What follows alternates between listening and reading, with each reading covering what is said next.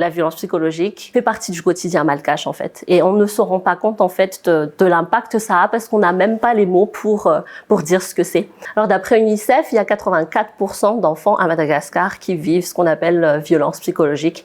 Et ça, c'est plus de 13 millions d'enfants à Madagascar. La violence est tellement ancrée dans le quotidien des Malgaches. En gros, il y a un blocage parce que on a tellement vécu dans cet environnement qu'on n'arrive plus à voir que c'est mauvais en fait.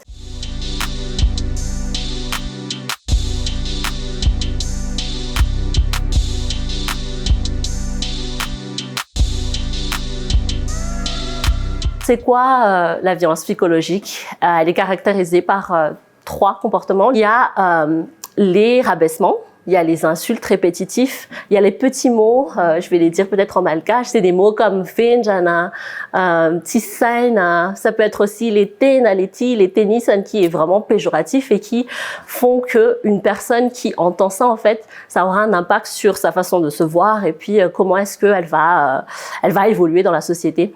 Il y a aussi le haussement du ton de la voix. Crier sur une personne, ça aussi ça fait partie des violences verbales, émotionnelles et psychologiques. Il y a aussi l'invalidation des émotions d'une personne, c'est-à-dire ne pas reconnaître qu'une personne passe par quelque chose. Disons qu'il y a une personne qui pleure pour une raison ou pour une autre et là on dit ça ne pouvait des maptuman ou par exemple ça veut rien dire. Il y a d'autres personnes qui passent par quelque chose de plus grave et dans ce sens-là, la personne elle va se sentir comme si ses émotions en fait ne sont pas valides.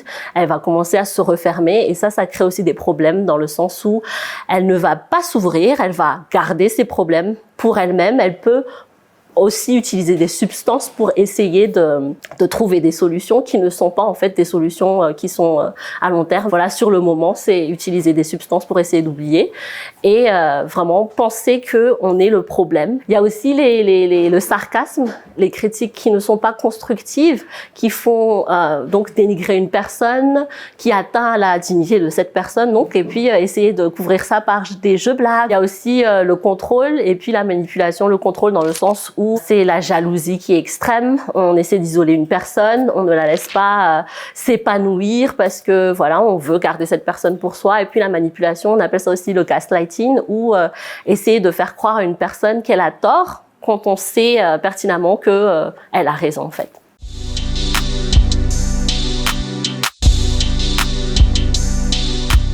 Alors d'après UNICEF, il y a 84% d'enfants à Madagascar qui vivent ce qu'on appelle violence psychologique. Et ça, c'est plus de 13 millions d'enfants à Madagascar. Et c'est ce chiffre en fait qui m'a fait réaliser qu'il faut en parler. Et c'est comme ça que l'organisation a été créée.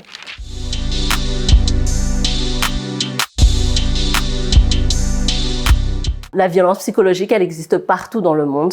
Dans les pays comme Madagascar, où elle est vraiment considérée comme une norme parce que la violence psychologique fait partie du quotidien malgache en fait. Et on ne se rend pas compte en fait de l'impact que ça a parce qu'on n'a même pas les mots pour dire ce que c'est. Dans d'autres pays, il est reconnu, oui, mais encore une fois, c'est vraiment une sorte de violence qui est très subtile et avant de devenir une violence physique et même sexuelle, ça commence toujours par des violences d'ordre verbal, émotionnel et psychologique avant de devenir physique et sexuelle.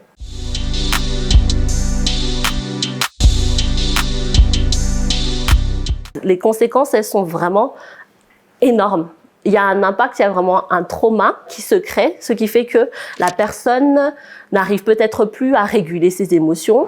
Elle a une faible estime d'elle-même, elle commence à s'isoler et puis ça peut même aller vraiment, dans le pire des cas, au suicide. Quand un enfant ne reçoit pas donc l'affection, la validation et l'amour en grandissant, mais au contraire, c'est des critiques, c'est des rabaissements qu'il reçoit, cet enfant ne pourra pas s'épanouir. Par conséquent, si on pense vraiment aux 84% de la population qui grandiront comme ça aussi, ça pourra avoir un frein donc dans le développement de la société, du pays en général également.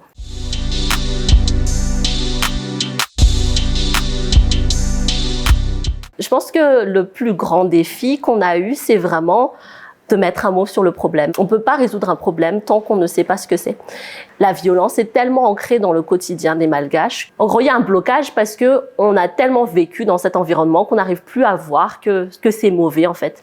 Et donc le premier pas pour nous qui a été un challenge, c'est de commencer à sensibiliser là-dessus parce que même quand j'imagine que j'ai donné les définitions tout à l'heure, et il y a des gens peut-être qui se diront mais en fait c'est ce qu'on fait naturellement. Je vois pas trop pourquoi c'est un problème, mais en fait ça a un énorme impact sur le développement mental, émotionnel et puis physique en fait des personnes qui le subissent, pas juste des enfants, mais toutes les personnes qui passent là-dessus. Et ça crée un trauma qui se passe de génération en génération.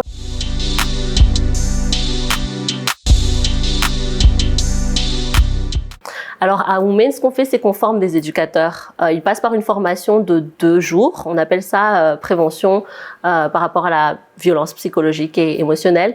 Donc tout d'abord, on leur partage les causes. La définition tout d'abord de ce que c'est l'abus émotionnel pour comprendre les signes.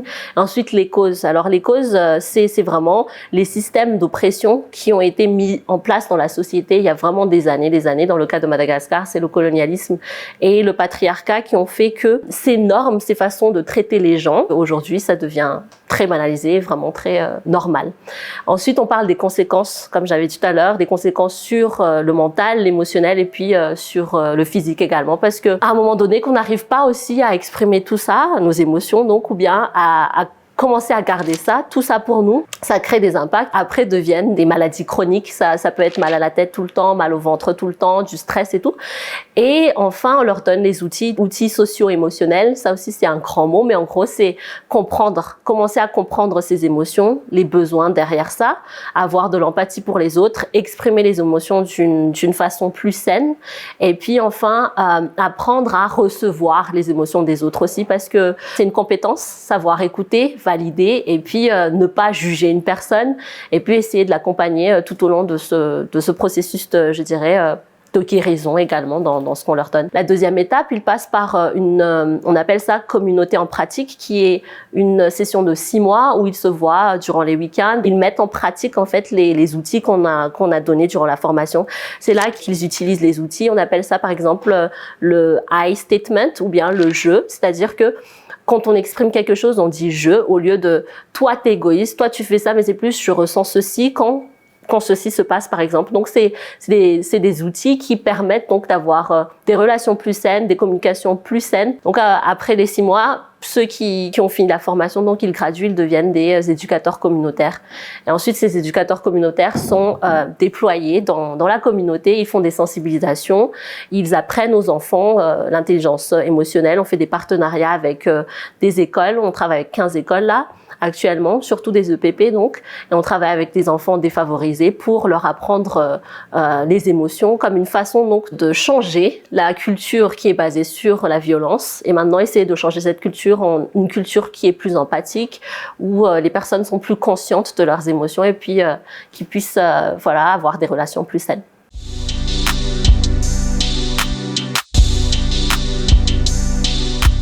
Depuis 2019, on a formé 275 éducateurs communautaires et ces éducateurs communautaires ont pu toucher plus de 1000 élèves dans les EPP. On a aussi pu, grâce à nos campagnes en ligne et puis en personne, à travers aussi les médias, toucher presque 1 million de personnes à travers notre sensibilisation, que ce soit à Madagascar ou à l'étranger. On a pu travailler avec plus de 20 organisations locales et internationales pour nous aider à amplifier notre cause.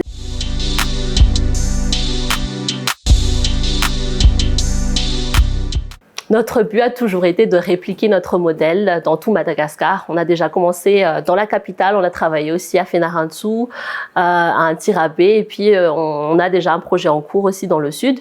Donc on essaie vraiment de répliquer notre modèle dans tout Madagascar. Notre vision aussi à long terme, c'est de mettre notre curriculum, notre apprentissage socio-émotionnel, de mettre ça donc dans le système éducatif malgache. On est déjà en conversation avec le ministère de l'Éducation pour mettre ça en place.